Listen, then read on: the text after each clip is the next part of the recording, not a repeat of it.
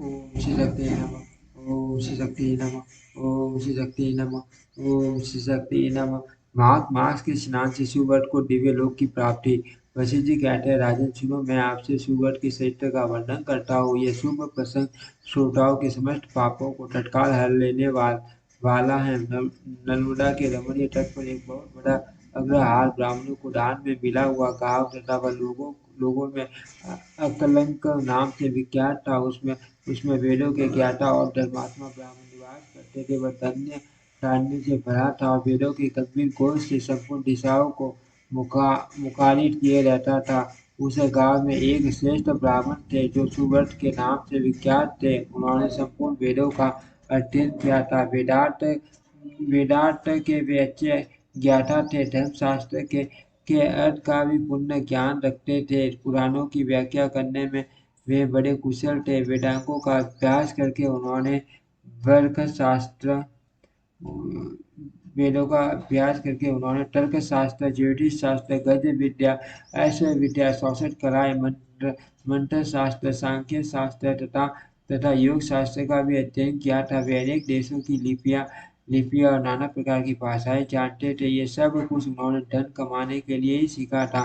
तथा लोभ से मोहित होने के कारण अपने भिन्न गुरुओं को गुरु दक्षिणा भी नहीं दी। उपायों के जानकार तो थे ही। उन्होंने उक्त उपाय से बहुत कुछ धन का उपार्जन किया। उनके मन में बड़ा लोभ था, इसलिए वे अन्याय से भी धन कमाया करते थे। जो वस्तु बेचने के योग्य नहीं है, उसको भी बेचते और जंगल की वस्तुओं का भी विक्रय विक्रय किया करते थे। उन्होंने चांडाल आदि से भी दान लिया, कन्या बेची तथा गौ, तिल, चावल, रस और तेल का विक्रय किया। वे दूसरों के लिए तीर्थ में जाते, दक्षिणा लेकर देवता की पूजा करते, बेटे लेकर पधारते और दूसरों के घर खाते थे।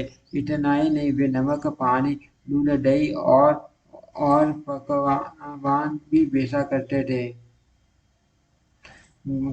इस तरह अनेक उपायों से उन्होंने इतना पूर्वक धन कमाया। धन के पीछे उन्होंने नित्य नैमित्तिक कर्म तक छोड़ दिया था। न खाते हैं, न दान करते हैं, हमेशा अपना धन गिनते रहते हैं कि कब कितना जमा हुआ। इस प्रकार उन्होंने 1 लाख स्वर्ण मुद्राएं उपार्जित कर ली। धनोपार्जन में लगे ही वृद्धावस्था आ गई और सारा शरीर जर्जर हो गया। काल के प्रभाव से समस्त इंद्रियां स्थिर हो गई। अब वे उठने और कहीं आने जाने में समर्थ हो गए। धनोपार्जन का काम बंद हो जाने से स्त्री सहित ब्राह्मण देवता बहुत दुखी हुए। इस प्रकार चिंता करते करते जब उनका चित्त बहुत व्याकुल हो गया, तब उनके मन में सहसा विवेक का प्रादुर्भाव हुआ। सूअर अपने आप को कहने लगे, मैंने निज प्रतिग्रह से नहीं बेचने योग्य वस्तुओं के बेचने से तथा तपस्या आदि का भी विक्रय करने से यह धन कमाया, ये धन जमा किया है। फिर भी मुझे शांति नहीं मिली। मेरी तृष्णा अत्यंत दुष्ट है। ये मेरु पर्वत के समान असंख्य सूर्य पाने की अभिलाषा रखती है और मेरा मान कष्टदायक और संपूर्ण कलेशों का कारण है। सब कामनाओं को पाकर भी यह फिर दूसरी नवीन कामनाओं को प्राप्त करना चाहता है। बूढ़े होने पर सिर के बाल पक जाते हैं, दांत टूट जाते हैं, आंख और कानों की शक्ति भी क्षीण हो जाती है। किंतु एक तृष्णा ही ऐसी है जो उस समय भी नित्य तरुण उठी जाती है। जिसके मन में कष्टदायी निराशा मौजूद है, वह विद्वान होकर भी अज्ञानी ही है, अशांत है, क्रोधी है और बुद्धिमान होकर भी अत्यंत मूर्ख है। आशा मनुष्य को नष्ट करने वाली है।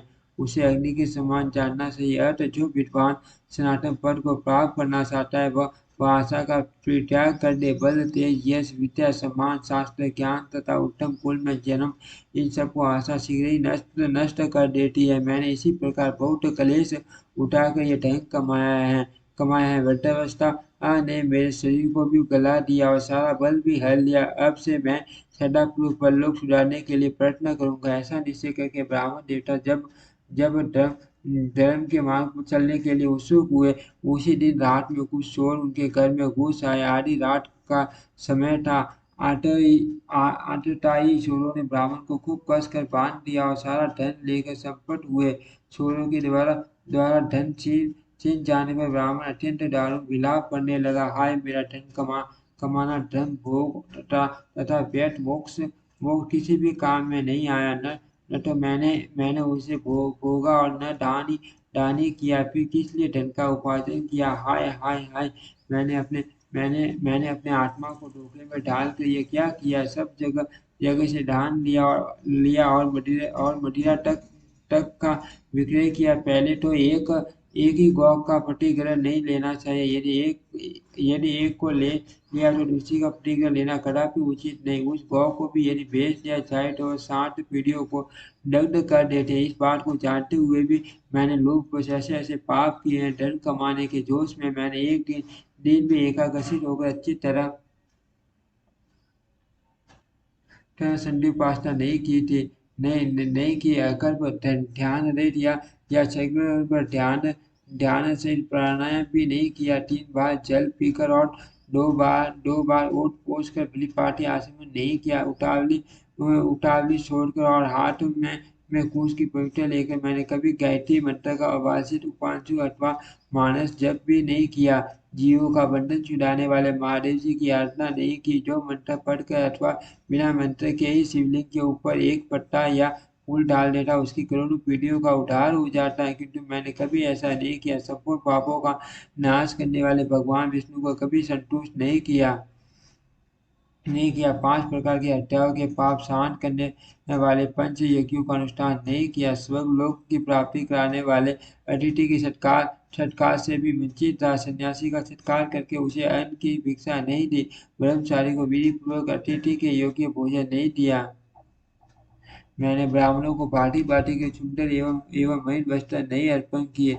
सब पापों का नाश करने के लिए प्रज्वलित अग्नि में घी से भीगे हुए मंत्रपूत तिलकों का हवन नहीं किया। श्री सूक्त पावमानी दिशा मंडल ब्राह्मण पुरुष सूक्त और परम पवित्र शतरुद्रीय मंत्र का जप नहीं किया। पीपल के वृक्ष का सेवन नहीं किया। अर्क त्रयोदशी का व्रत त्याग दिया। वह भी यदि रात को अथवा शुक्रवार के दिन पड़े तो तत्काल सब पापों को हरने वाली है। किंतु मैंने उसकी भी उपेक्षा कर दी। ठंडी छाया वाले सघन वृक्ष का पौधा नहीं लगाया। सुंदर शैया और मुलायम गद्दे का दान नहीं किया। पंखा छतरी पान तथा मुखों को सुगंधित करने वाली और कोई वस्तु भी ब्राह्मणों को दान नहीं दी। नित्य सार बुध बलि तथा अतिथि पूजा भी नहीं की। उपरयुक्त उत्तम वस्तुओं का जो लोग दान करते हैं वे पुण्य के भागी मनुष्य यमलोक में यमराज को यमदूतों को और